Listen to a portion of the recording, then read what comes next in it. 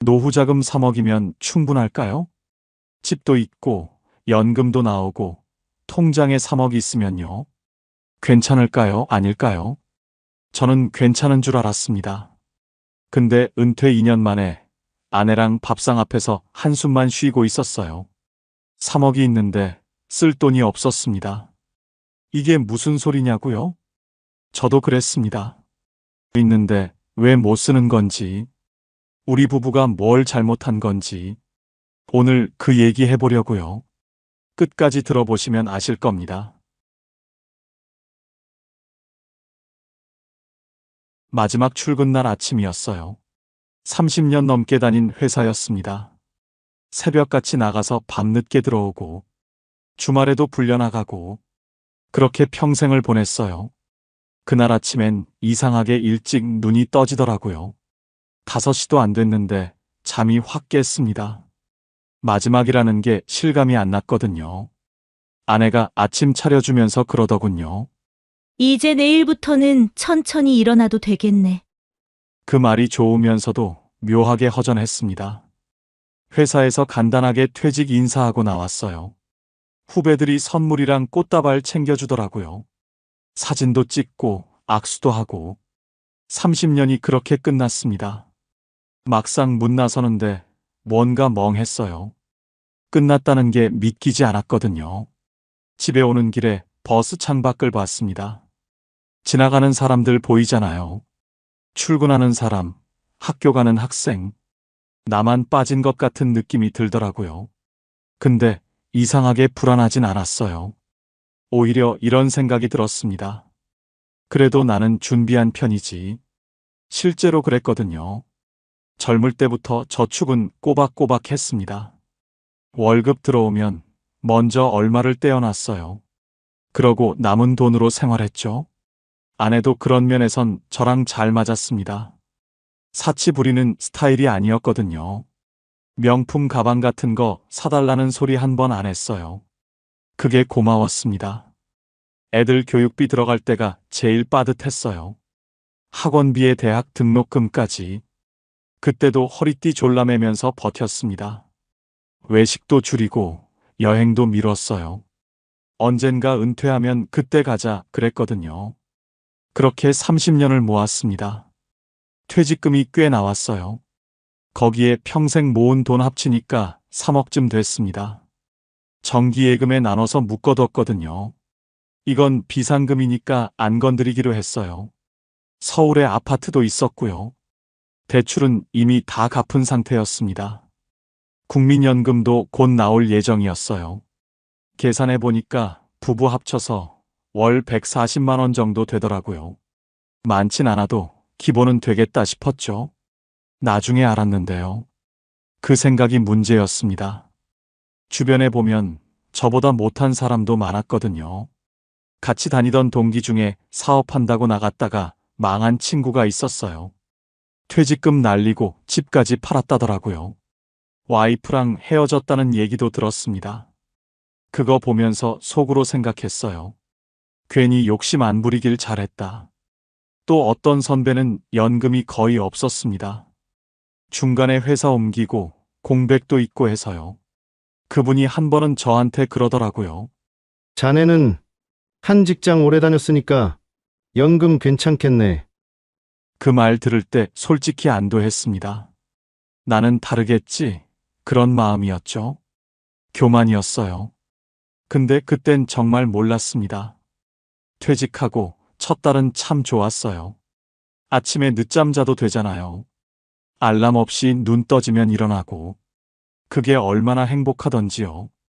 아내랑 오랜만에 근처 공원도 산책했습니다. 커피 한 잔 사들고 벤치에 앉아 있으면요. 이게 은퇴구나 싶더라고요. 평생 일만 했는데 이렇게 쉴 수 있다는 게 감사했어요. 아내도 좋아하더군요. 당신이 집에 있으니까 외롭지 않아서 좋다 그러더라고요. 저녁에 같이 텔레비전 보면서 귤 까먹고 별거 아닌데 그게 행복이었습니다. 미뤄뒀던 여행 얘기도 꺼냈어요. 제주도 가볼까? 부산도 좋겠다. 그런 얘기하면서 웃었거든요. 그렇게 한두 달이 지났습니다. 그때까지만 해도 괜찮았어요. 아직 퇴직금이 통장에 고스란히 있었고요. 연금도 들어오기 시작했거든요. 부족하지 않다고 생각했습니다. 혹시 이런 분 계세요? 은퇴하고 처음 몇 달은 괜찮았는데 어느 순간부터 뭔가 이상해진 분요. 저도 그랬거든요. 처음엔 몰랐습니다. 돈이 새는 게 안 보였어요. 3억이 있으니까요. 연금도 나오니까요. 그게 문제였습니다. 있으니까 괜찮다고 생각한 거예요. 그 생각이 우리 부부를 무너뜨릴 줄은 정말 몰랐습니다. 석 달쯤 지났을 때였습니다. 아내가 통장 정리를 하다가 고개를 갸웃거리더라고요. 여보, 이거 좀 이상한데. 뭐가 이상하냐고 물었죠. 연금 들어왔는데 왜 잔액이 없어? 저도 처음엔 무슨 소린가 했습니다. 분명히 140만 원이 들어왔거든요. 근데 통장을 보니까 정말 그렇더라고요. 들어온 돈이 어디론가 다 빠져나가 있었어요. 관리비가 먼저 나갔습니다. 아파트 관리비가 생각보다 세더라고요. 여름엔 에어컨 돌리니까 30만 원 넘게 나올 때도 있었어요. 겨울엔 난방비가 또 그만큼 나오고요. 그 다음이 보험료였습니다. 저도 몰랐어요. 보험을 이렇게 많이 들어놨는지. 아내 보험, 제 보험, 실비의 암보험에 연금보험까지 합치니까 한 달에 40만 원이 넘더라고요. 그거 보고 좀 놀랐습니다. 이걸 언제부터 이만큼 냈지? 직장 다닐 때는 월급이 들어오니까 신경을 안 썼거든요. 그냥 자동이체로 빠져나가는 거라 몰랐던 거예요. 막상 은퇴하고 보니까 그게 다 보이더라고요. 그것만이 아니었습니다. 카드값이 문제였어요. 아내가 카드를 주로 썼거든요. 마트 장 보고, 약국 가고, 병원 가고, 다 카드로 긁었습니다. 한 달 카드값이 70만 원, 80만 원씩 나오더라고요. 뭘 이렇게 썼어? 제가 좀 언짢은 투로 물었나 봐요. 아내 표정이 안 좋아지더군요. 뭘 쓰긴 뭘 써. 다 먹고 사는데 쓴 거지. 틀린 말은 아니었습니다. 명세서를 보니까 진짜 그랬어요. 마트에서 장 본 거, 손주 간식 사준 거, 병원비. 사치스러운 건 하나도 없었거든요. 근데 그게 다 모이니까 그렇게 되는 거였어요. 예상과 완전히 달랐습니다. 경조사비도 만만치 않았어요. 은퇴하면 경조사가 줄어들 줄 알았거든요. 천만에요. 오히려 더 늘었습니다. 친구 부모님 돌아가시고, 친척 자녀 결혼하고, 한 달에 두세 번씩 봉투 싸야 할 때도 있었어요. 한 번에 10만 원, 20만 원씩 나가잖아요. 이번 달은 좀 많다. 그러면서도 안 갈 수가 없더라고요. 평생 알고 지낸 사이인데 어떻게 안 가요? 체면이라는 게 있잖아요. 그게 다 돈이었습니다. 솔직히 포기하고 싶었어요. 뭘 포기해야 할지 모르겠더라고요. 그렇게 한 달, 두 달 지나니까요. 140만 원 연금 들어와도 생활비가 안 되는 거예요. 매달 30만 원, 50만 원씩 모자랐습니다. 그럼 그 돈은 어디서 나오느냐? 퇴직금 통장에서 조금씩 빼쓰는 거였어요. 처음엔 이번 달만 그랬습니다. 경조사가 많아서 그렇다고. 다음 달엔 괜찮겠지. 그렇게 생각했어요. 근데 다음 달도 똑같더라고요. 또 모자라고, 또 빼고. 순간 마음이 철렁했습니다. 이러다가 3억이 다 없어지는 거 아닌가. 그래도 그땐 심각하게 안 받아들였어요. 3억이잖아요. 한 달에 50만 원씩 빼쓴다고 금방 없어지겠어. 그렇게 생각했거든요. 계산기를 안 두드려 본 거예요. 50만 원씩 12달이면 600만 원이에요. 1년에 600만 원. 10년이면 6천만 원입니다. 근데 50만 원으로 끝나겠어요. 경조사 큰 거 한 번 터지면 100만 원도 나가거든요. 명절에 자식들 용돈 주면 또 빠지고, 손주 돌잔치, 생일, 이런 거 다 합치면 1년에 1,000만 원도 넘게 빠지더라고요. 그때는 그걸 몰랐습니다. 그냥 이번 달이 좀 많이 나갔나 보다. 그 정도로만 생각했어요. 아내한테도 얘기 안 했습니다. 괜히 걱정시키기 싫었거든요. 나 혼자 통장 들여다보면서 한숨만 쉬었어요. 이상하다. 뭐가 잘못된 건가? 근데 뭐가 잘못된 건지 모르겠더라고요. 있는데 없는 느낌. 그게 뭔지 그때는 정말 몰랐습니다. 이게 다가 아니었어요. 진짜 문제는 그 다음이었거든요. 통장을 열어봤습니다. 3억이 찍혀 있었어요. 근데 이상하더라고요. 그 돈을 쓸 수가 없었습니다. 정기예금에 묶어놨거든요. 1년짜리, 2년짜리, 3년짜리 나눠서 넣어뒀어요. 은퇴할 때 그렇게 정리해 놓은 거였습니다. 그냥 통장에 넣어두면 이자가 거의 안 붙잖아요. 그래서 정기예금으로 돌렸어요. 이자라도 받아야 하니까요. 근데 그 이자라는 게 생각보다 별거 아니었습니다. 3억을 넣어도 이자가 월 50만 원 정도밖에 안 되더라고요. 요즘 금리가 그래요. 연 2% 되니까요. 세금 떼고 나면 더 적어집니다. 그래도 없는 것보단 낫지. 그렇게 생각했어요. 연금 140만 원에 이자 50만 원. 합치면 190만 원이잖아요. 그 정도면 생활은 되겠다 싶었거든요. 막상 해보니까요. 190만 원으로는 안 되더라고요. 관리비 빠지고 보험료 빠지고 통신비에 카드값까지 나가면 남는 게 없었어요. 오히려 모자랐습니다. 그럼 이자를 쓰면 되지 않느냐고요. 그게 또 안 됐어요. 이자가 만기 때 한꺼번에 나오거든요. 중간에 빼려면 해지를 해야 합니다. 중도 해지하면 이자가 다 날아가요. 1년 묶어둔 거 깨면 이자 0.1%도 안 줘요. 그동안 묵혀둔 게 의미가 없어지는 거죠. 그래서 못 건드렸습니다. 아직 만기 안 됐으니까 조금만 참자. 그렇게 버텼어요. 그리고 이 돈은 비상금이기도 했거든요. 아내랑 약속한 거였습니다. 이건 진짜 큰일 났을 때만 쓰자고요. 병원비가 크게 나온다거나, 갑자기 수술해야 한다거나, 그런 상황 아니면 안 건드리기로 했어요. 나이 들면 언제 무슨 일이 생길지 모르잖아요. 그때 쓸 돈은 남겨둬야 한다고 생각했습니다. 그러니까 3억이 있어도 없는 거였어요. 쓸 수 있는 돈이 아니었거든요. 집은 어땠느냐고요? 집이 있으면 되는 거 아니냐고 생각하실 수 있어요. 서울 아파트니까요. 팔면 몇 억은 되잖아요. 저도 처음엔 그랬습니다. 집이 있으니까 최악의 경우엔 팔면 되지. 그렇게 생각했어요. 근데 막상 닥치니까 그게 아니더라고요. 집 팔면 어디서 살아요? 전세 가면 되지 않느냐고요. 서울 전세가 만만합니까? 요즘 전세 사기도 많잖아요. 그리고 이 나이에 이사를 간다고요. 30년 넘게 살던 동네인데 병원도 여기가 익숙하고 마트도 어디 있는지 다 알고 있어요. 아는 사람도 다 여기 있습니다. 그걸 다 버리고 낯선 데로 가야 해요. 생각만 해도 막막했습니다. 영목이지라는 것도 알아봤어요. 집 담보로 매달 돈 받는 거요. 근데 선뜻 손이 안 가더라고요. 내 집인데 은행한테 넘기는 느낌이랄까요. 그리고 그거 받으면 나중에 자식한테 남길 게 없어요. 자식들한테 뭘 바라는 건 아닙니다. 근데 그래도 집 한 채 정도는 남겨주고 싶었어요. 그게 부모 마음이잖아요. 아내도 같은 생각이었습니다.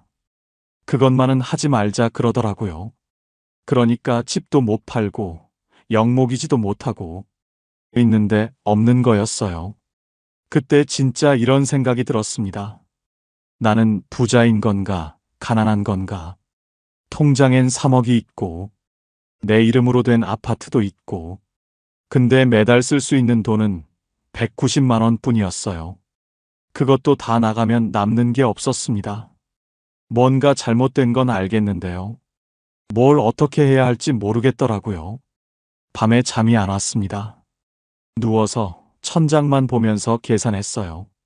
이 돈이면 몇 년 버틸 수 있나?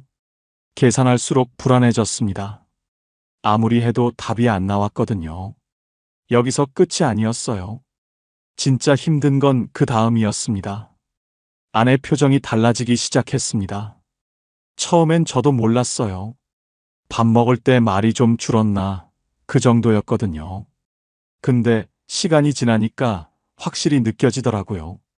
뭔가 불편한 게 있구나. 그게 뭔지는 말 안 해도 알았습니다. 돈이었어요. 어느 날 장 보고 와서 아내가 한숨을 쉬더라고요.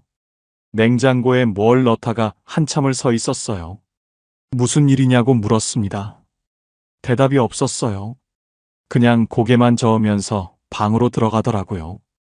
그때부터였던 것 같아요. 밥상 앞에서 대화가 없어진 게. 예전엔 안 그랬거든요. 밥 먹으면서 이런저런 얘기했습니다. 텔레비전에 뭐 나온다? 날씨가 어떻다? 별거 아닌 얘기들이요. 근데 그게 어느 순간부터 없어졌어요. 밥 먹는 소리만 나더라고요. 저도 말을 안 하게 됐습니다. 뭔가 꺼내면 돈 얘기가 될 것 같았거든요. 그게 싫었어요.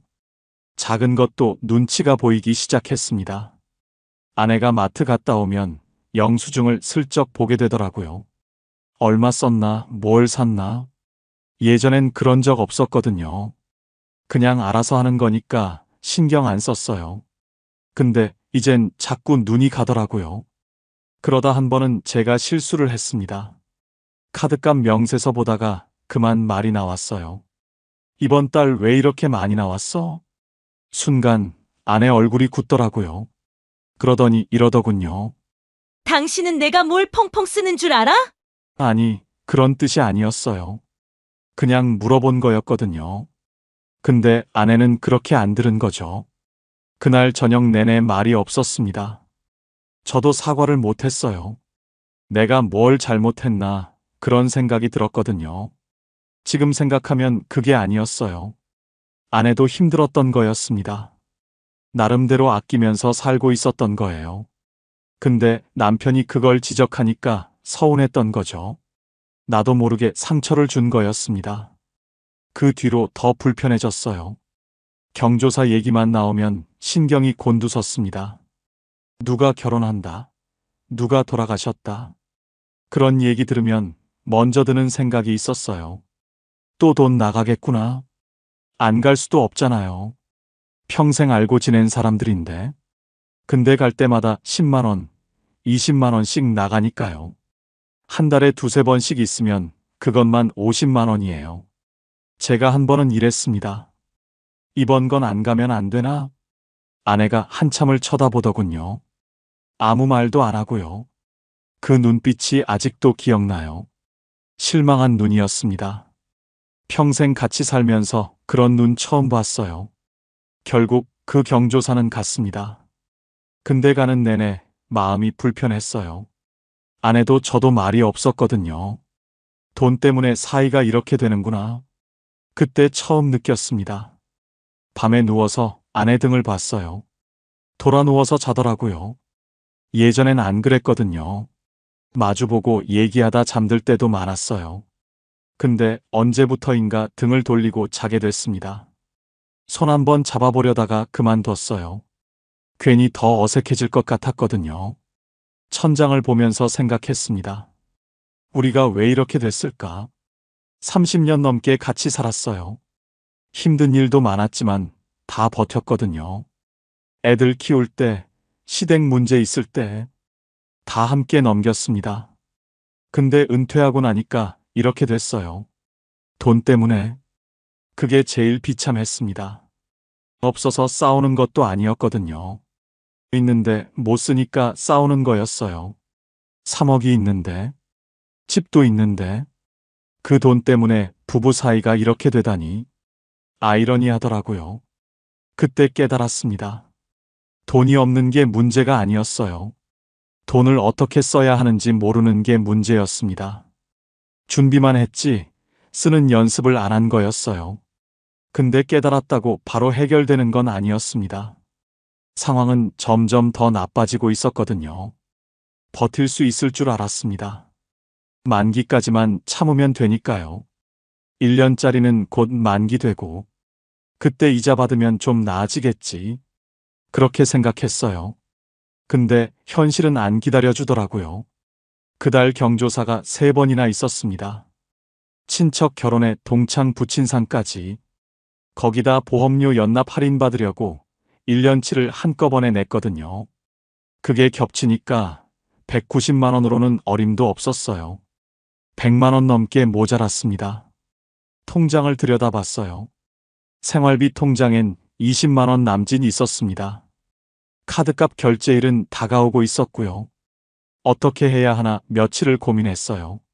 결국 그 돈을 건드렸습니다. 정기예금이요. 안 깨려고 그렇게 버텼는데 결국 손을 댔어요. 은행에 가서 중도해지 신청했습니다.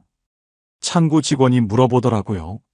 만기까지 3개월 남았는데 괜찮으시겠냐고. 지금 해지하면 이자가 거의 안 붙는다고요. 알고 있었습니다. 근데 어쩔 수 없었어요. 당장 이번 달을 넘겨야 하니까요. 1년 가까이 묶어둔 돈이었거든요. 이자가 제법 붙었을 거였습니다. 근데 중도해지하니까 0.1%도 안 주더라고요. 1년 동안 50만 원 넘게 받을 수 있었던 이자가 몇천 원으로 쪼그라들었어요. 통장에 찍힌 숫자 보면서 한참을 서 있었습니다. 아깝다는 생각보다 허탈했어요. 이러려고 그렇게 참았나 싶었거든요. 그날 집에 와서 아무 말도 못했습니다. 아내한테 얘기 안 했어요. 그냥 조용히 넘어갔습니다. 이번 한 번만이야. 다음 달부터는 괜찮겠지.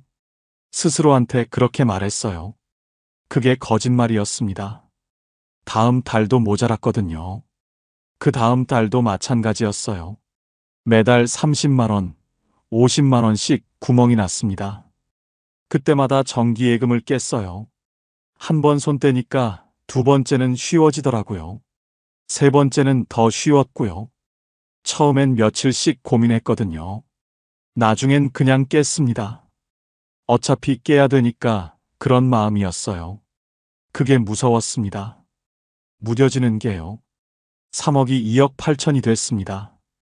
2억 8천이 2억 5천이 됐어요. 줄어드는 숫자를 보면서 잠이 안 왔습니다. 밤마다 계산기를 두드렸어요. 이 속도면 몇 년 버틸 수 있나? 10년은 될 줄 알았거든요. 계산해 보니까 7년도 안 되더라고요. 5년, 6년 정도. 그것도 지금처럼만 쓰면 그렇다는 거예요. 큰 병이라도 나면 끝이었습니다. 한 번은 새벽 3시에 깼어요. 화장실 갔다가 거울을 봤습니다. 눈이 퀭하더라고요. 내가 왜 이러고 있나 싶었어요.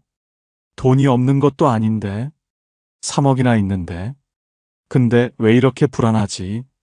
그 생각을 하니까 눈물이 나려고 하더라고요. 참았습니다. 남자가 운다고 뭐가 달라지겠어요. 아내한테는 계속 말 못했습니다. 걱정시키기 싫었거든요. 혼자 끙끙대면서 버텼어요. 근데 언제까지 숨길 수 있겠어요? 어느 날 아내가 통장 정리를 하다가 물었습니다. 여보, 이 통장 잔액이 왜 이래? 심장이 철렁했어요. 들킨 거였습니다. 아무 말도 못했어요. 뭐라고 해야 할지 모르겠더라고요. 아내가 한참을 쳐다봤습니다. 화를 낼 줄 알았어요. 왜 말 안 했냐고, 왜 혼자 그랬냐고. 그럴 줄 알았거든요. 근데 아내가 그냥 고개를 숙이더라고요. 한마디도 안 하고요. 그게 더 힘들었습니다. 차라리 화를 내지. 아무 말 없는 게 더 무섭더라고요. 그날 밤 둘 다 잠을 못 잤어요.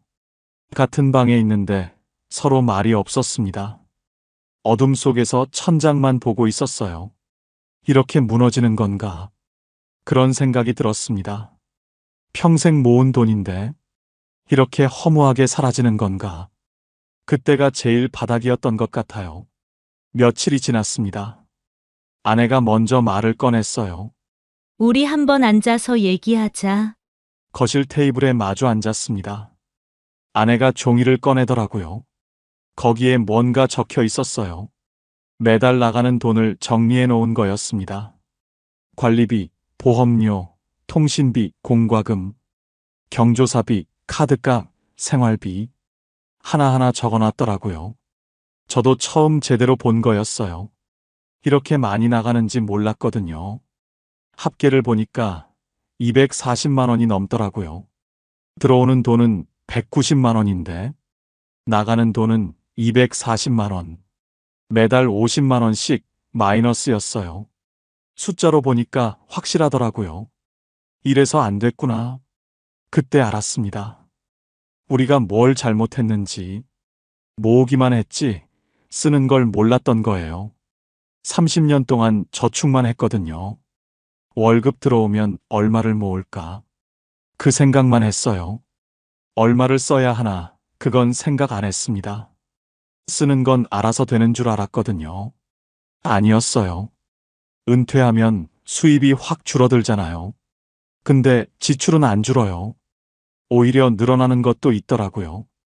병원비가 그랬습니다. 젊을 때는 병원 갈 일이 거의 없었거든요. 근데 나이 드니까 달라지더라고요. 여기저기 안 아픈 데가 없었어요. 정형외과, 내과, 안과. 한 달에 병원만 서너 번을 가요. 그때마다 몇만 원씩 나가는 거죠. 보험이 있으니까 괜찮다고 생각했어요. 근데 보험 적용 안 되는 것도 많더라고요. 그런 건 다 잡이었습니다. 경조사도 마찬가지예요. 은퇴하면 줄어드는 줄 알았거든요. 천만에요. 친구들 부모님 돌아가시고, 친척 자녀들 결혼하고, 손주 돌잔치에 100일잔치까지 줄어들기는커녕 더 늘었습니다. 직장 다닐 때는 월급이 있으니까 상관없었어요. 그냥 나가면 나가는 거지 했거든요. 근데 수입이 190만 원밖에 없는데 경조사만 50만 원 나가면 어떻게 해요? 먹고 살 돈이 없어지는 거죠. 그걸 계산 안 했던 거예요. 목돈이 있으니까 괜찮다고 생각했습니다. 3억이면 충분하지 그랬거든요. 근데 목돈이랑 생활비는 다른 거였어요. 통장에 3억이 찍혀 있어도 매달 쓸 수 있는 돈은 따로 있는 거였습니다. 그게 현금 흐름이라는 거더라고요. 나중에 책을 읽다가 알았어요. 매달 들어오는 돈, 매달 나가는 돈, 그 차이가 플러스여야 버틸 수 있는 거예요. 우리는 마이너스였습니다. 처음부터 그랬던 거예요. 근데 그걸 몰랐어요. 목돈에 가려서 안 보였던 거죠. 3억이라는 숫자가 눈을 가린 거였습니다. 아내가 그러더라고요. 우리가 바보였네. 그 말이 맞았어요. 저축하는 법만 알았지. 쓰는 법은 몰랐던 거예요. 노후 준비한다고 30년을 모았는데 정작 노후가 오니까 쓸 줄을 몰랐습니다. 이게 뭔가 싶더라고요. 허무했어요. 그렇게 열심히 모았는데 준비 다 됐다고 생각했는데 정작 중요한 걸 빠뜨린 거였어요. 매달 얼마가 들어오고 매달 얼마가 나가는지 그 간단한 계산을 안 한 거였습니다. 그걸 알았을 때 정말 후회가 되더라고요. 왜 진작 이 생각을 못했을까? 왜 은퇴하기 전에 계산을 안 해봤을까? 근데 후회해봤자 소용없었어요. 이미 돈은 깨졌고 상황은 나빠져 있었으니까요. 후회보다 중요한 게 있었습니다. 지금이라도 뭔가 해야 했어요. 아내 얼굴을 봤습니다. 아내도 저를 보더라고요. 뭔가 해보자. 눈빛으로 그렇게 말하는 것 같았어요. 그날부터 달라졌습니다. 아내랑 저녁마다 테이블에 앉았어요. 종이랑 계산기를 놓고요. 하나하나 따져보기 시작했습니다. 먼저 보험을 봤어요. 우리가 보험을 얼마나 내고 있나? 쭉 적어봤더니 한 달에 42만 원이었습니다. 저 보험, 아내 보험, 실비의 암보험의 연금보험까지 이게 다 필요한가 싶었어요. 하나씩 따져봤습니다. 연금보험은 이미 납입 끝난 거였어요. 그건 놔두기로 했습니다. 근데 다른 것들은 좀 겹치더라고요. 암보험을 2개나 들어놨었거든요. 하나는 젊을 때 든 거고 하나는 나중에 든 거였어요. 보장 내용이 비슷했습니다. 하나를 해지했어요. 실비도 정리했습니다. 예전 실비는 보장이 좋은데 보험료가 비쌌거든요. 새로 나온 걸로 바꿨어요. 보장은 조금 줄었지만 보험료가 확 내려갔습니다. 그렇게 정리하니까 42만 원이 23만 원으로 줄었어요. 한 달에 19만 원을 아끼게 된 거죠. 1년이면 228만 원입니다. 그것만으로도 숨통이 트이더라고요. 경조사도 기준을 세웠습니다. 이게 제일 어려웠어요. 정이 있으니까요. 다 가고 싶잖아요. 근데 다 갈 수가 없었습니다. 냉정하게 선을 그었어요. 직계 가족, 정말 가까운 친구. 그 외에는 마음만 전하기로 했습니다. 전화로 위로하고 축하하고 봉투 대신 마음을 전하는 거죠. 처음엔 미안했어요. 체면이 깎이는 것 같기도 했고요. 근데 어쩔 수 없었습니다. 우리가 먼저 살아야 하니까요. 신기하게도 이해해 주시는 분들이 많았어요. 그럴 수 있지. 오히려 제가 너무 신경 쓰고 있었던 거였어요. 그 다음은 수입이었습니다.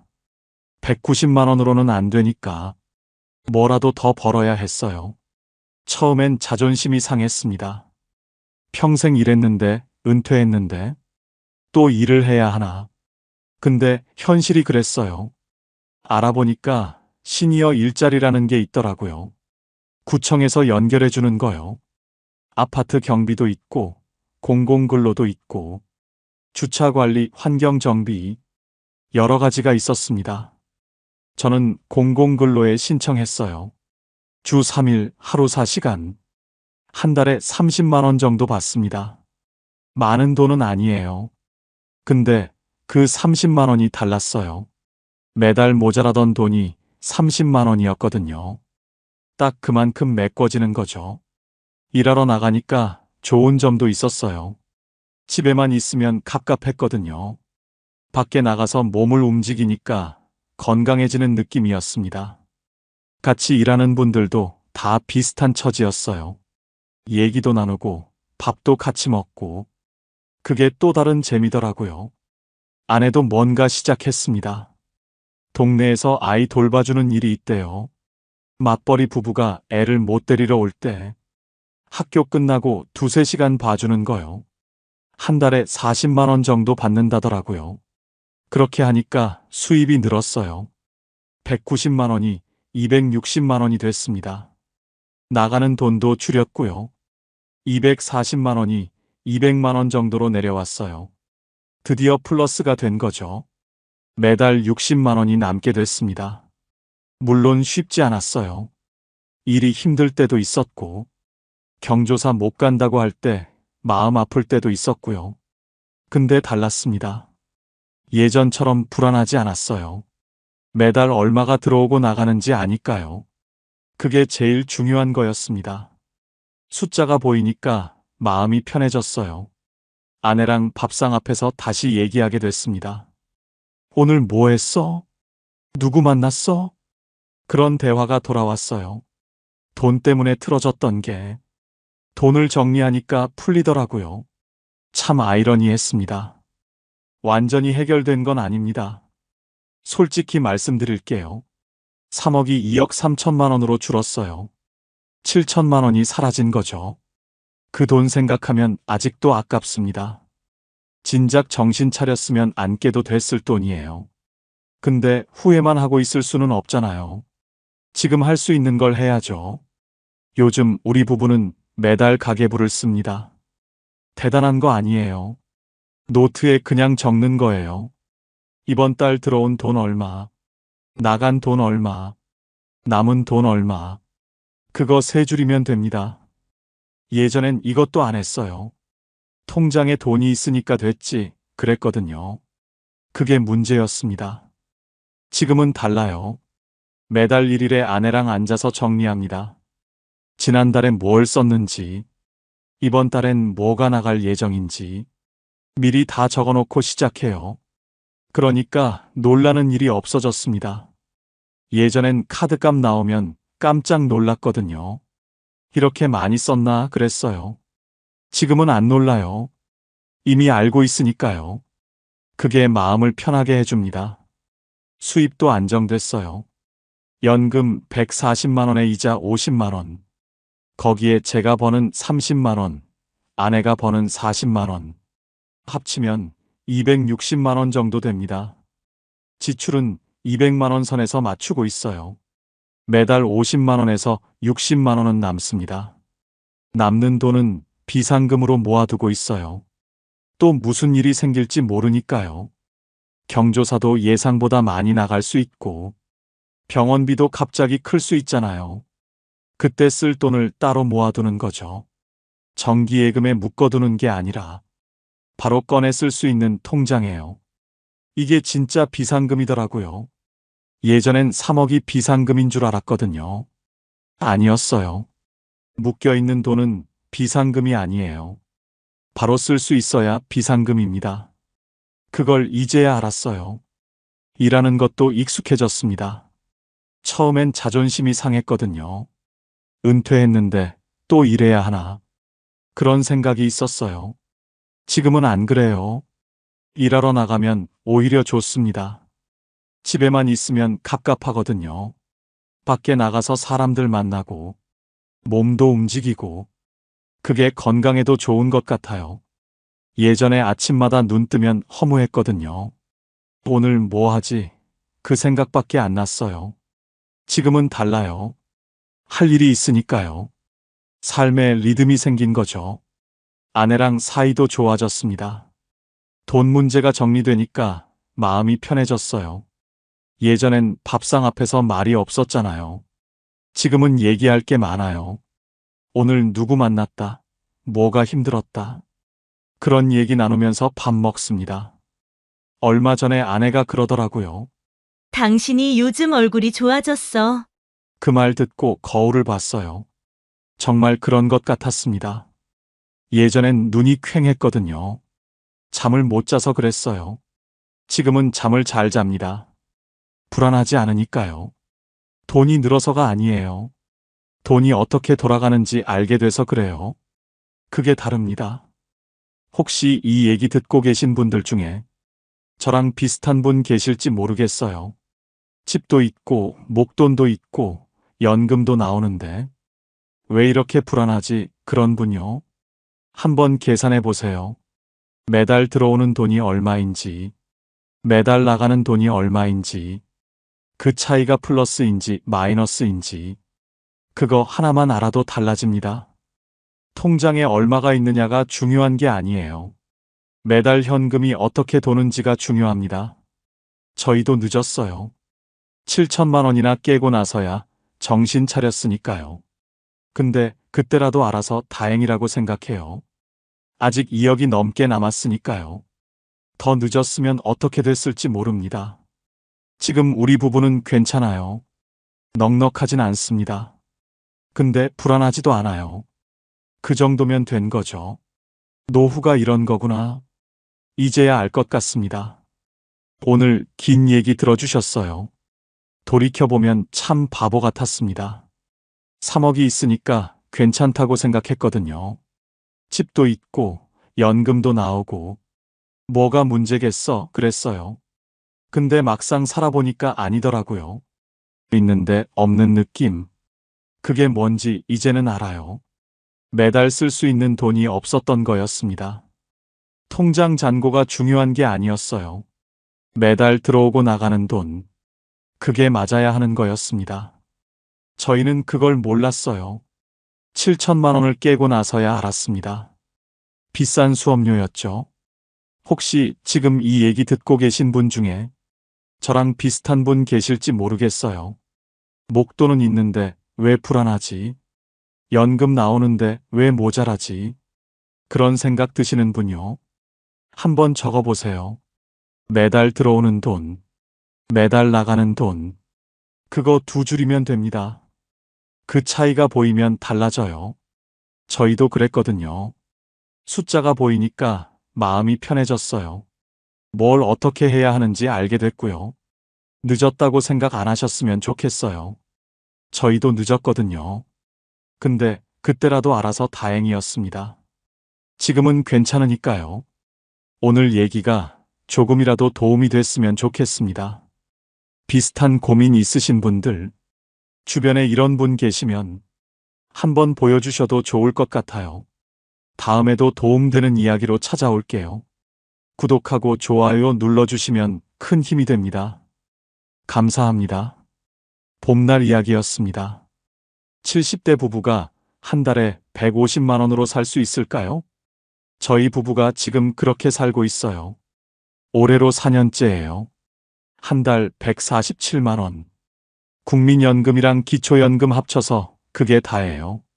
월 350만 원 넘게 쓰던 사람이 어떻게 여기까지 왔냐고요? 되긴 돼요. 근데 아무나 되는 건 아니에요. 어떻게 350에서 150으로 떨어졌는지, 그 돈으로 4년을 어떻게 살았는지 오늘 솔직하게 다 말씀드릴게요.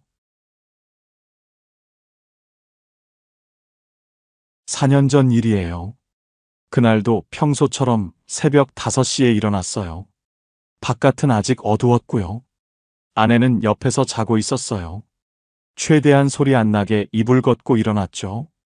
세수하고 밥 먹고 작업복 입고 40 넘게 해온 루틴이라 몸이 알아서 움직이더라고요.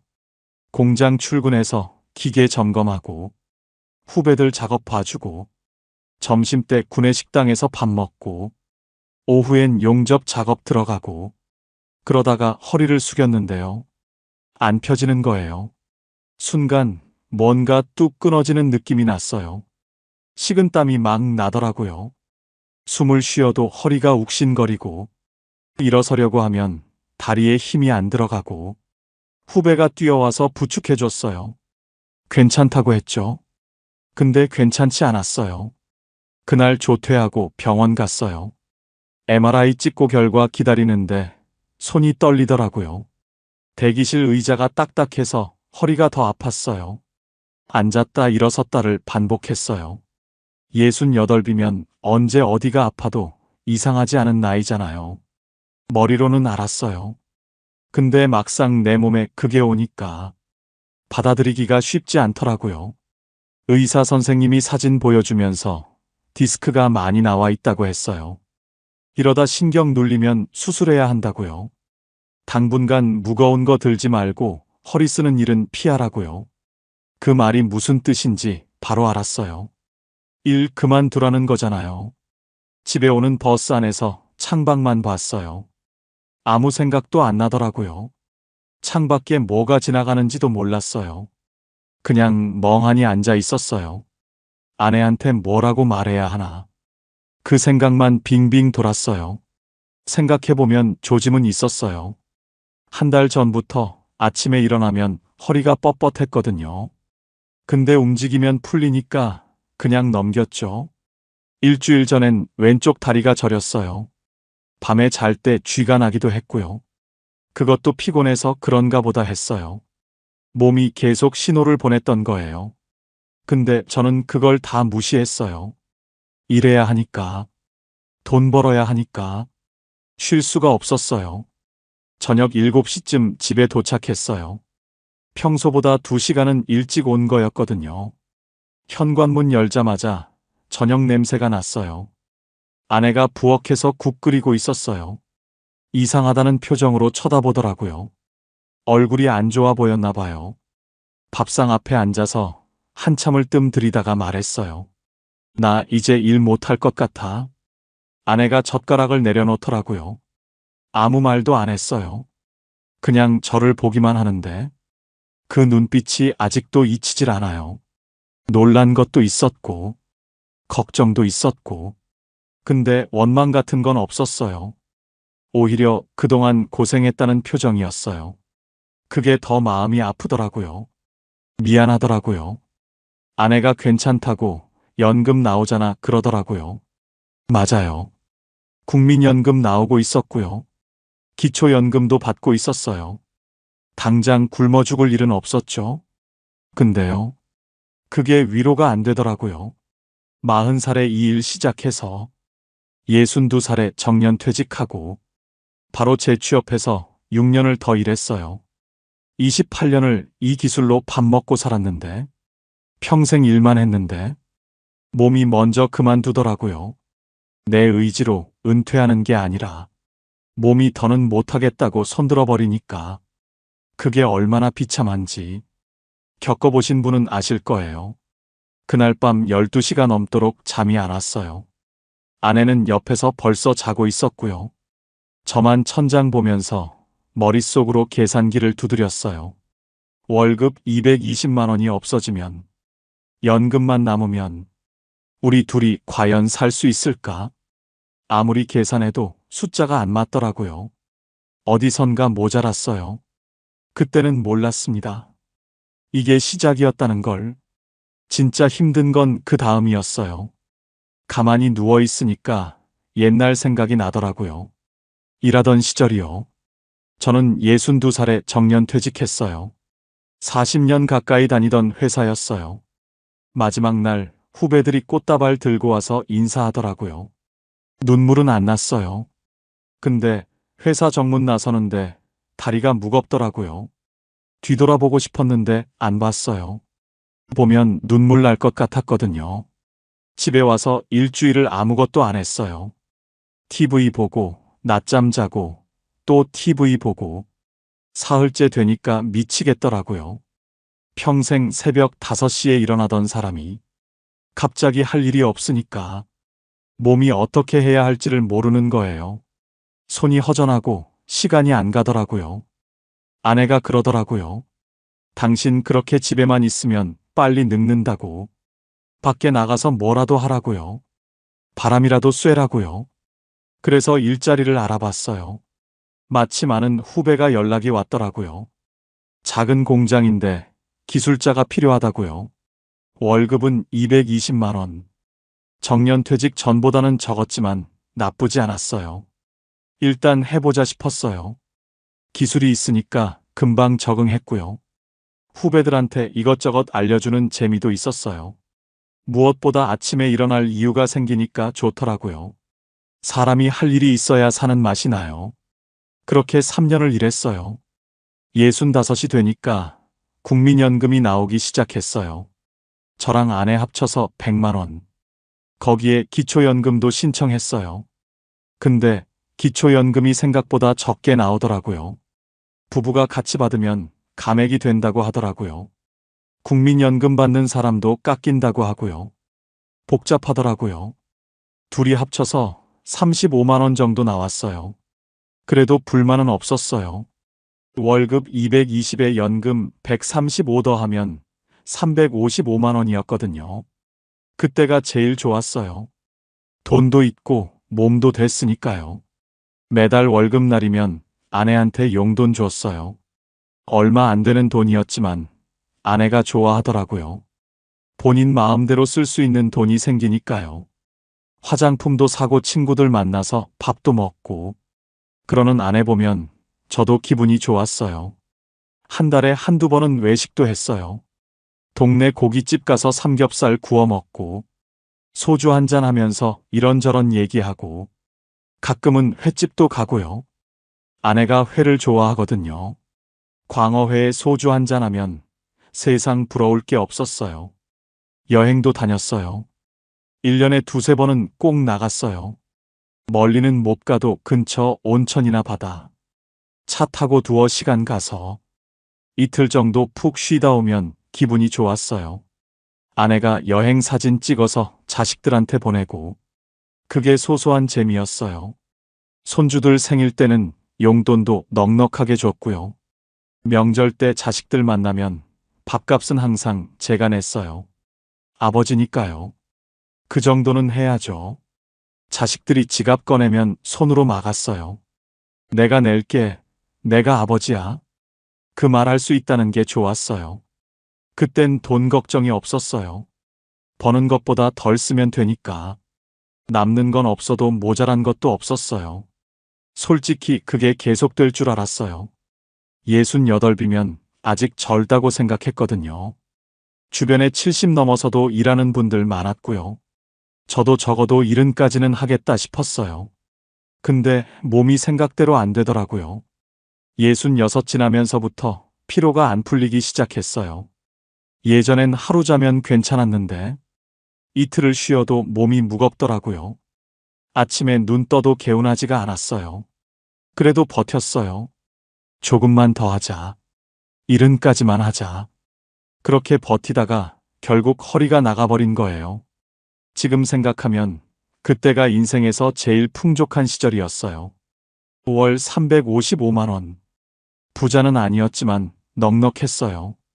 먹고 싶은 거 먹고, 가고 싶은 데 가고, 주고 싶은 사람한테 줄 수 있었어요. 그게 얼마나 큰 행복인지 그땐 몰랐어요. 알고 보니 그게 마지막이었어요. 여유로웠던 시간의 끝이었습니다. 지금 생각하면 후회되는 게 있어요. 그 3년이요. 65부터 68까지 5월 355만 원 들어올 때 왜 그렇게 펑펑 썼을까? 그때는 몰랐어요. 이 돈이 영원할 줄 알았어요. 이른까지는 일할 수 있을 줄 알았으니까요. 퇴직금 얘기를 먼저 해야 할 것 같아요. 40년 가까이 일했으니까 퇴직금이 꽤 됐거든요. 근데 중간에 2번 뺐어요. 자식들 결혼할 때요. 큰아들 결혼할 때 3천만 원, 딸 결혼할 때 2,500만 원, 전세자금 보태주고 예식 비용 보태주고 안 해줄 수가 없잖아요. 부모니까요. 그러고 나니까 6천만 원 남더라고요. 이건 절대 안 건드리자. 무슨 일 있을 때 쓰는 비상금이다. 아내랑 그렇게 약속했어요. 근데 월급이랑 연금은 다 썼어요. 355만 원 들어오면 350만 원 나갔어요. 경조사가 제일 컸어요. 친척 결혼식, 돌잔치, 장례식. 한 달에 2~3번은 꼭 있었어요. 결혼식 가면 축의금 10만 원, 돌잔치 가면 5만 원, 장례식 가면 10만 원, 가까운 사이면 20만 원도 냈어요. 예전에는 돈이 없어서 5만 원 냈거든요. 근데 이제 여유가 생기니까 좀 더 내고 싶더라고요. 체면도 있고, 그동안 못 챙긴 거 챙기고 싶은 마음도 있었고요. 그게 쌓이니까 한 달에 30만 원, 40만 원 나가는 거예요. 많을 때는 50만 원 넘게 나간 적도 있어요. 자식들한테도 잘해주고 싶었어요. 결혼할 때 이미 목돈 줬지만, 그래도 명절 때 용돈 넉넉하게 주고, 손주들 생일 때마다 10만 원씩 챙겨주고, 가끔 맛있는 거 사서 택배로 보내주고, 큰아들이 그러더라고요. 아버지, 이제 그만 쓰시라고. 결혼할 때 많이 받았으니까 괜찮다고. 근데 안 그러고 싶었어요. 자식한테 손 벌리는 아버지는 되기 싫었거든요. 오히려 계속 주는 아버지가 되고 싶었어요. 아내도 마찬가지였어요. 시장에서 싼 거 사다가 먹던 사람이 이제는 마트에서 좋은 거 사더라고요. 과일도 비싼 거 사고, 고기도 한우로 사고, 뭐라고 안 했어요. 그동안 고생했으니까 이제 좀 잘 먹자. 저도 그렇게 생각했으니까요. 여행도 자주 갔어요. 1년에 2~3번이 4~5번이 되고, 가까운 데만 가다가 먼 데도 가게 되고, 한 번 여행 가면 50만 원, 60만 원은 기본이었어요. 숙소 좋은 데 잡고, 맛집 찾아다니고, 기념품도 사고, 어차피 일하니까 괜찮아. 다음 달 월급 나오니까 괜찮아. 그렇게 생각했어요. 그러다 보니 저축을 못했어요. 월 355만 원 들어와서 350만 원 나갔어요. 많이 아꼈다 싶은 달에도 320만 원은 썼어요. 통장에 돈이 안 쌓이더라고요. 들어오면 나가고, 들어오면 나가고, 그 반복이었어요. 비상금 6천만 원은 안 건드렸어요. 그건 약속이니까요. 근데 그것 말고는 모은 게 없어요. 3년 동안 월 355만 원 벌면서 추가로 모은 돈이 하나도 없어요. 그때 한 달에 50만 원만 아껴 써도 3년이면 1,800만 원이에요. 그 돈이 지금 있었으면 얼마나 좋을까요? 후회해도 소용없는 거 알아요. 지나간 건 지나간 거니까. 근데 가끔 생각나요. 그때 왜 그랬을까? 예상과 완전히 달랐어요. 이른까지 일할 줄 알았는데 68배 몸이 멈춰버렸으니까요. 2년치 월급이 그냥 사라진 거예요. 220만 원 곱하기 24개월. 5천만 원이 넘는 돈이요. 그걸 미리 알았으면 그렇게 안 썼을 거예요. 근데 사람이 미래를 어떻게 알아요? 그때 조금만 아꼈으면 지금 이렇게 빠듯할까? 그 생각이 자꾸 들어요. 일 그만두고 첫 달이었어요. 매달 25일이 월급날이었거든요. 그날은 아침부터 이상하더라고요. 알람이 안 울렸어요. 당연하죠. 출근 안 하니까 알람을 꺼놨으니까요. 눈 떠보니까 9시였어요. 아내는 이미 일어나서 거실에 있었고요. 저만 늦잠 잔 거예요. 40년 넘게 새벽 5시에 일어나던 사람이 9시까지 자니까 오히려 찝찝하더라고요. 몸은 편한데 마음이 불편했어요. 그날 오후에 통장을 확인했어요. 습관처럼요. 매달 25일엔 월급이 들어오니까. 근데 숫자가 이상한 거예요. 220만 원이 없었어요. 국민연금 75만 원. 아내 국민연금 25만 원. 기초연금은 아직 안 들어왔고요. 합쳐서 100만 원이었어요. 아, 진짜 끝났구나. 그제야 실감이 나더라고요. 며칠 뒤에 기초연금이 들어왔어요. 근데 예전보다 많이 들어온 거예요. 35만 원 받던 게 47만 원이 됐더라고요. 나중에 알아보니까요. 일할 때는 소득이 있어서 기초연금이 깎였던 거예요.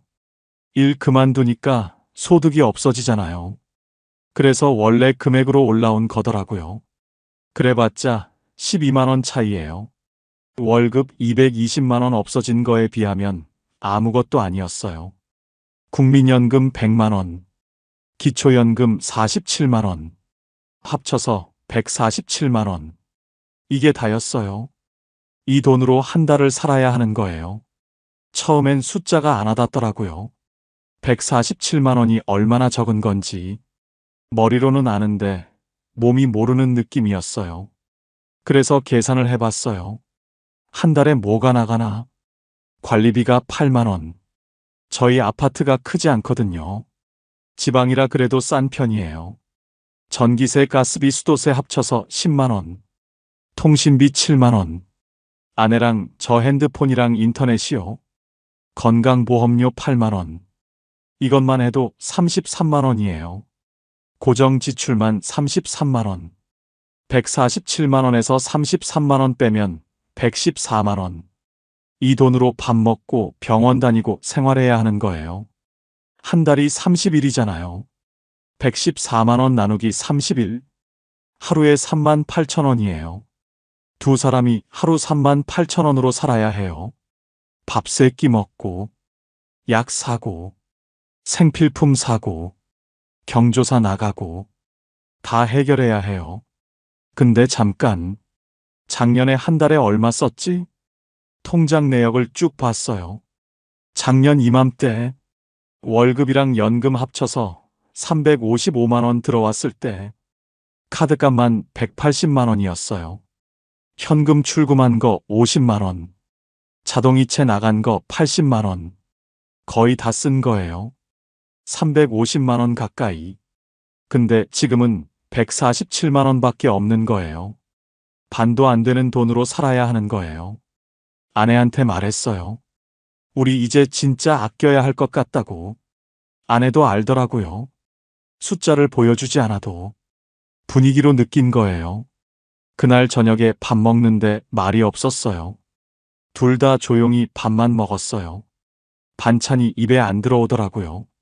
350만 원 쓰던 사람이 150만 원으로 산다는 게 말로는 쉬워요. 그냥 덜 쓰면 되지. 아끼면 되지. 근데 막상 해보면요. 그게 쉽지가 않아요. 몸에 밴 습관이라는 게 있거든요. 마트 가면 손이 먼저 가요. 예전에 사던 거요. 좋은 고기, 비싼 과일. 계산대 앞에서 멈칫하게 되더라고요. 이거 사도 되나? 이번 달 남은 돈이 얼마지? 그런 생각을 하게 된 거예요. 평생 처음으로요. 일할 땐 몰랐어요. 150만 원이 이렇게 적은 돈인 줄. 이 돈으로 한 달을 산다는 게 이렇게 막막한 건 줄. 그때서야 알았어요. 진짜 싸움은 이제부터라는 걸. 일 그만두고 첫 달. 저는 바보같이 예전처럼 살았어요. 습관이라는 게 무서운 겁니다. 몸에 배어버리면 안 바뀌거든요. 마트 가면 손이 알아서 움직이더라고요. 예전에 사던 거 그대로 집었죠. 한우 사고, 비싼 과일 사고, 아내가 좋아하는 간식도 샀어요. 외식도 했습니다. 그 달에만 5번은 나갔을 거예요. 배달도 시켜 먹었고요. 예전에 늘 그랬으니까. 친구들 모임도 나갔어요. 한 달에 2~3번은 만났거든요. 밥 먹고 커피 마시고, 가끔은 제가 쏘기도 했죠. 자식들 만났을 때도 제가 계산했어요. 손주들한테 용돈도 챙겨줬고요. 아버지니까 그 정도는 해야 한다고 생각했던 겁니다. 경조사도 2번 있었어요. 후배 아버지 장례식이랑 친척 돌잔치요. 예전처럼 10만 원씩 부조했죠. 아내 옷도 사줬어요. 환절기라 겉옷이 필요하다길래 15만 원짜리였는데 예전 같으면 아무것도 아닌 돈이었거든요. 그렇게 한 달이 흘렀습니다. 월말에 통장을 확인했어요. 숫자를 보고 눈을 의심했습니다. 잔액이 마이너스는 아니었어요. 근데 비상금 통장에서 100만 원이 넘게 빠져나간 거예요. 그제야 정신이 번쩍 들더라고요. 가계부를 안 썼으니 정확히는 몰랐어요. 근데 대충 계산해봤죠. 식비가 한 80만 원은 쓴 것 같았어요. 마트 가면 한 번에 7만 원, 8만 원씩 나왔으니까요. 외식이랑 배달까지 하면 그 정도는 됐을 겁니다. 자식들한테 30만 원 정도 썼고, 모임 나가서 20만 원, 경조사비 20만 원, 아내 옷 사주고 잡화 사고 15만 원, 병원비랑 영양제 20만 원, 놀러가고 커피 마시고 30만 원, 교통비 10만 원에 생필품 15만 원, 대충 더해봐도 250만 원이던데요. 147만 원 들어왔는데 250만 원을 쓴 셈이에요. 103만 원 적자였습니다. 이러면 1년도 못 가서 비상금이 다 날아가잖아요. 6천만 원 나누기 100만 원이면 60개월인데 5년이에요. 근데 이렇게 쓰면 5년도 안 돼서 바닥인 거죠. 아내한테 말했어요. 우리 큰일 났다고. 이대로 살면 안 된다고요. 그날부터 가계부를 쓰기 시작했습니다. 아내가 1,000원짜리 노트를 사왔더라고요. 날짜, 항목, 금액, 잔액. 매일 저녁마다 적었어요. 그리고 줄이기 시작한 거죠. 하나씩 하나씩. 마트 대신 전통시장을 갔어요. 같은 채소가 반값이던데요. 이걸 왜 이제 알았나 싶었습니다. 고기는 한 달에 2번만 사기로 했고, 외식이랑 배달은 2번으로 줄였어요. 자식들 만나도 밥값을 안 냈습니다. 처음엔 창피했어요. 손이 지갑으로 가는데 억지로 참았거든요. 근데 큰아들이 그러더라고요. 아버지, 이제 우리가 산다고. 아버지는 건강만 챙기시라고요. 그 말 듣는데 코끝이 찡하던데요. 고맙기도 하고, 서글프기도 하고, 뭐라 말할 수가 없었어요. 모임도 줄였습니다. 한 달에 한 번만 나가기로 했죠. 친구들한테 미안했어요. 근데 어쩔 수가 없었습니다. 경조사도 정리했어요. 진짜 가까운 사람만 가기로 한 거죠. 10만 원 내던 거 5만 원으로 줄이고, 안 가는 데는 연락만 하기로 했어요. 처음엔 하루하루가 전쟁이었습니다. 뭘 사야 하나 말아야 하나. 이거 꼭 필요한 건가? 1,000원, 2,000원도 아껴야 했으니까요. 아내랑 싸운 적도 있어요. 제가 커피 사 먹은 거 가지고 뭐라고 했거든요. 1,000원짜리 캔커피였는데 아내가 섭섭했나 봐요. 당신도 담배 피우잖아. 나한테만 그러지 말라던데요. 맞는 말이었어요. 그날 밤 둘 다 말이 없었습니다. 각자 등 돌리고 잤죠. 다음 날 아내가 먼저 말을 꺼냈어요. 우리 싸우지 말자고. 돈 없는 거 서로 탓해봤자 뭐 하냐고요. 같이 아끼자고 했습니다. 6개월쯤 지나니까요. 150만 원 안에 겨우 맞출 수 있게 됐어요. 적자 안 내는 법을 배운 거죠. 근데요, 맞춘다고 여유로운 게 아닙니다. 항상 빠듯해요. 10,000원 쓸 때도 10번을 생각하게 되더라고요. 가계부 펼치면 한숨부터 나옵니다. 4년째 그래요. 익숙해지긴 했는데 편해지진 않더라고요. 비상금 6천만 원. 이 돈은 절대 안 건드리기로 했어요. 아내랑 약속한 거였거든요. 무슨 일이 있어도 이건 손대지 말자고. 진짜 큰일 났을 때만 쓰자고요. 그 약속을 지키기가 쉽지 않았습니다. 147만 원으로 살다 보면 유혹이 오거든요. 이번 달만 조금 쓰면 안 될까? 50만 원만 빼서 쓰면 편할 텐데. 그런 생각이 자꾸 들었어요. 근데 안 썼습니다. 이를 악물고 안 썼어요.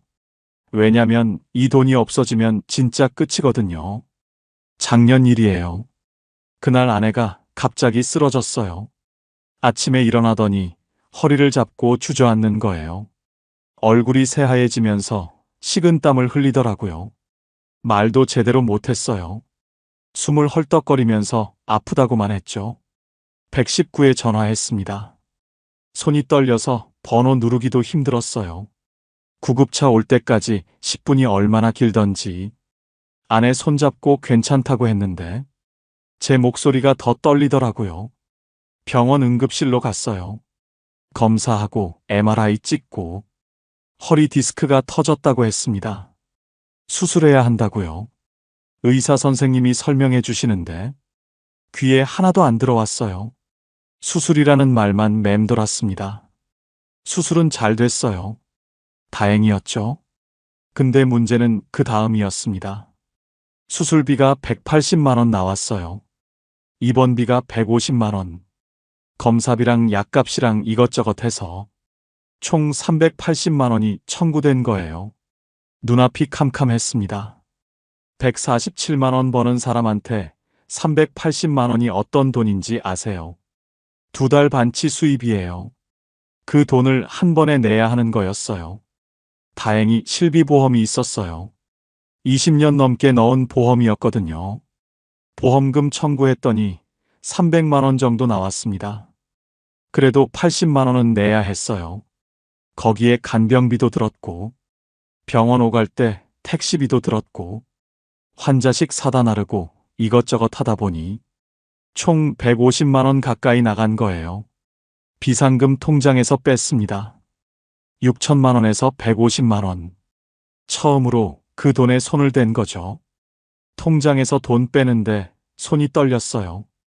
이게 시작이면 어쩌나. 앞으로 이런 일이 또 생기면 어쩌나.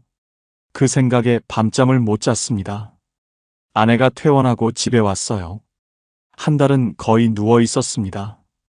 밥도 제가 차리고, 빨래도 제가 하고, 청소도 제가 했어요.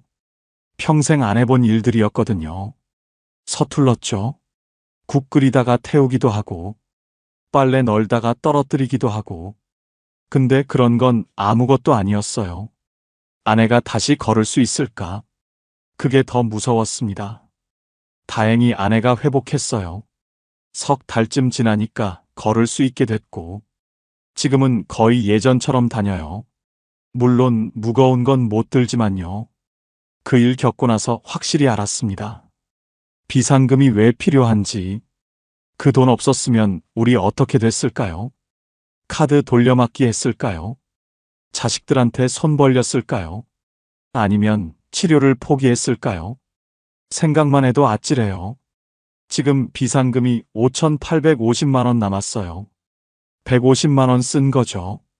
이 돈 다시 채워 넣어야 하는데 147만 원 벌어서 150만 원 쓰는 형편에 그게 쉽지가 않습니다. 그래도 이 돈은 지켜야 해요. 또 무슨 일이 생길지 모르니까요. 아내 수술하고 나서 저도 건강검진 받으러 갔어요. 무서웠거든요. 나도 어디 아픈 데 있으면 어쩌나 싶어서요. 다행히 큰 이상은 없었습니다. 의사 선생님이 관리 잘 하시라고 하더라고요. 술 줄이고 운동하라고요. 그 뒤로 술을 거의 끊었어요. 예전엔 일주일에 두세 번 마셨는데 지금은 한 달에 한두 번이에요. 아내가 좋아하더라고요. 운동도 시작했습니다. 아침마다 동네 한 바퀴 걸어요. 30분 정도. 처음엔 힘들었는데 지금은 안 하면 허전해요. 건강이 재산이라는 말. 예전엔 그냥 그런가 보다 했거든요. 근데 지금은 뼈저리게 느껴요. 아프면 돈이 나가요. 돈이 나가면 불안해지고, 불안해지면 또 아파요. 그 돈 없었으면 우린 그날로 끝이었어요. 올해로 4년 차예요. 147만 원으로 사는 게요. 처음엔 하루하루가 전쟁이었거든요. 근데 지금은 좀 달라졌어요. 적응이 됐다고 해야 하나. 이게 일상이 돼버린 거죠. 요즘 하루가 어떻게 흘러가냐면요. 아침 6시쯤 눈이 떠져요. 알람 안 맞춰도 그 시간에 깨더라고요. 몸에 배어버린 거죠. 일어나서 세수하고 가벼운 옷 입고 동네 한 바퀴 걸어요. 공원 한 바퀴 도는데 30분 정도 걸리거든요. 아침 공기 마시면서 천천히 걷습니다. 산책 나가면 아는 얼굴들이 있어요. 다 동네 어르신들이에요. 인사하고 잠깐 얘기하고 별거 아닌 것 같은데 그게 좋더라고요. 집에 오면 아침 먹어요. 아내가 차려놓은 밥 먹고 뉴스 좀 보고 설거지는 제가 합니다. 요즘은 그 정도는 해요. 오전엔 복지관에 가요. 걸어서 15분 거리거든요. 거기서 바둑도 두고 탁구도 치고 가끔 건강 강좌 같은 것도 들어요. 다 무료예요. 거기서 친구도 생겼습니다. 김 선생이라고. 저보다 2살 많은 분인데 퇴직하고 혼자 사시거든요. 일주일에 두세 번 만나서 바둑 둬요. 실력은 둘 다 고만고만한데 지면 분하고 이기면 기분 좋고 그게 재미있더라고요. 점심은 집에 와서 먹어요. 아내랑 둘이 마주 앉아서. 대단한 거 아니에요. 국에 밥 말아서 먹을 때도 있고 라면 끓여 먹을 때도 있고 오후엔 도서관 가요. 복지관 옆에 작은 도서관이 있거든요. 신문 읽고 책 읽고 조용히 앉아 있으면 시간이 금방 가더라고요. 저녁 5시쯤 집에 와요. 아내가 저녁 준비하고 있으면 저는 옆에서 돕거든요. 마늘 까거나 파 썰거나 그런 거요. 밥 먹고 뉴스 보고 9시쯤 되면 슬슬 졸려요. 10시 전에 자는 날도 많습니다. 이게 제 하루예요.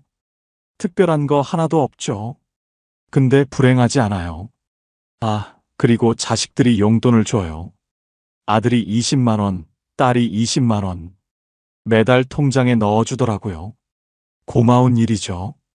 처음엔 안 받으려고 했는데 자기들도 이제 벌잖아요. 부모님 드리는 거니까 받으시라고 하더라고요. 그래서 받긴 받는데 이 돈은 안 써요. 따로 모아두고 있습니다. 한 달에 40만 원씩. 1년이면 480만 원이에요. 비상금 채우려고요. 아내 수술할 때 150만 원 빠졌잖아요. 그거 다시 채워놓으려고 하는 거예요. 그래서 실제로 쓰는 돈은 여전히 147만 원이에요. 넉넉해진 건 아니고 그냥 안전장치가 하나 더 생긴 거죠. 사실 최후의 카드가 하나 더 있긴 해요. 주택연금이요. 집이 1억 5천이니까 주택연금 신청하면 한 달에 40만 원 정도는 나올 거예요. 147만 원에 40만 원 더하면 187만 원이잖아요. 그 정도면 좀 숨통이 트이겠죠? 근데 아직은 안 하려고요. 집을 담보로 잡는 거니까. 죽을 때까지 여기서 살 수는 있지만 자식들한테 물려줄 건 없어지는 거잖아요. 그래서 진짜 힘들어지면 그때 하려고요. 최후의 카드로 남겨둔 거예요. 지금은 147만 원으로 버틸 수 있으니까.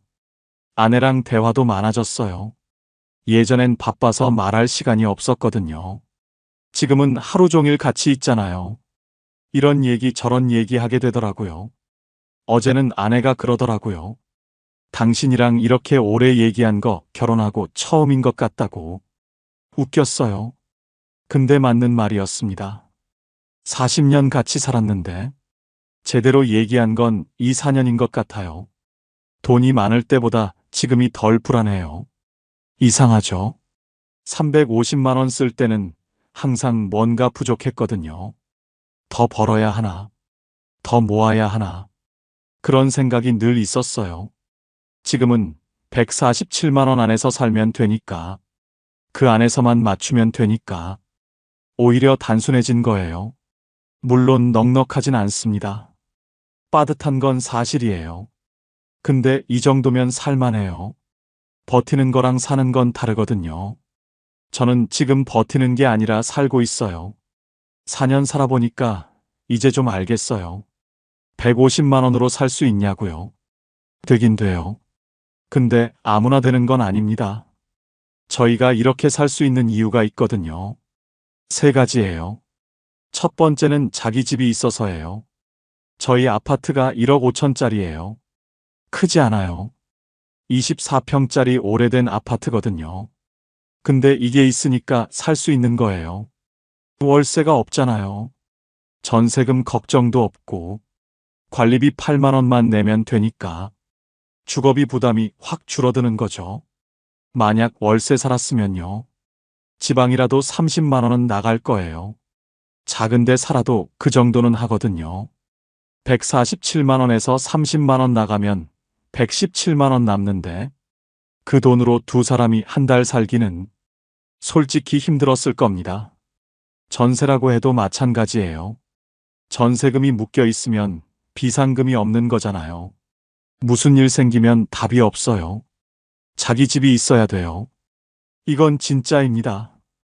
두 번째는 비상금이 있어서예요. 저희가 퇴직금 6천만 원 모아뒀잖아요. 아내 수술할 때 150만 원 썼지만 아직 5,850만 원 남아 있거든요. 거기에 자식들 용돈 40만 원씩 모으고 있으니까 조금씩 다시 채워지고 있는 거죠. 이 돈이 없었으면요. 아내 수술비 어떻게 냈을까요? 카드 긁었을 거예요. 아니면 자식들한테 급하게 손 벌렸겠죠. 그러다 보면 악순환이에요. 빚이 빚을 부르고 이자가 쌓이고 147만 원으로는 감당이 안 되는 거죠. 비상금은 안 쓰려고 있는 거예요. 근데 있어야 해요. 없으면 무너집니다. 최소 5천만 원은 있어야 한다고 생각해요. 그래야 병원비 한 번은 버틸 수 있으니까요. 세 번째는 건강이에요. 이게 제일 중요한 것 같습니다. 아내 수술 한 번에 150만 원 나갔잖아요. 그것도 실비보험 있어서 그 정도였던 거예요. 보험 없었으면 400만 원 가까이 나갔을 겁니다. 만약 저까지 아팠으면요. 둘 다 병원 다니면요. 150만 원으로는 절대 못 살아요. 병원비가 무서운 게요. 한 번에 크게 나가는 것도 있지만 매달 조금씩 나가는 것도 있거든요. 저는 물리치료 받으러 다녀요. 한 달에 4만 원 정도 나가요. 아내도 골다공증 주사 맞으러 다니고 영양제도 이것저것 챙겨 먹고 둘이 합쳐서 의료비가 20만 원은 나가요. 그나마 이 정도인 게 다행인 거예요. 주변에 보면요. 당뇨 심한 분들 인슐린 맞고 투석하시는 분들도 있고 암 치료 받으시는 분들도 있어요. 그분들은 한 달에 의료비만 50만 원, 100만 원씩 나가요. 147만 원 받아서 100만 원 병원비 내면 47만 원으로 먹고 살아야 하는 거잖아요. 그게 가능할까요? 불가능하죠. 그래서 건강이 진짜 돈이에요. 아프면 돈이 나가고, 돈이 나가면 생활이 무너지고, 생활이 무너지면 스트레스 받아서 더 아파요. 운동해야 해요. 진짜 해야 합니다. 저도 처음엔 귀찮았거든요. 아침에 산책하는 거. 근데 이게 돈 버는 거더라고요. 병원비 아끼는 거예요. 이 3가지예요. 자기 집 있어야 하고, 비상금 있어야 하고, 건강해야 해요. 셋 중에 하나라도 없으면요. 150만 원 생활은 힘들어요. 저는 그렇게 생각합니다. 가끔 이런 생각해요. 만약 월세 살면서 비상금도 없고 몸까지 아팠으면 지금쯤 어떻게 됐을까? 상상이 안 돼요. 아마 무너졌을 거예요.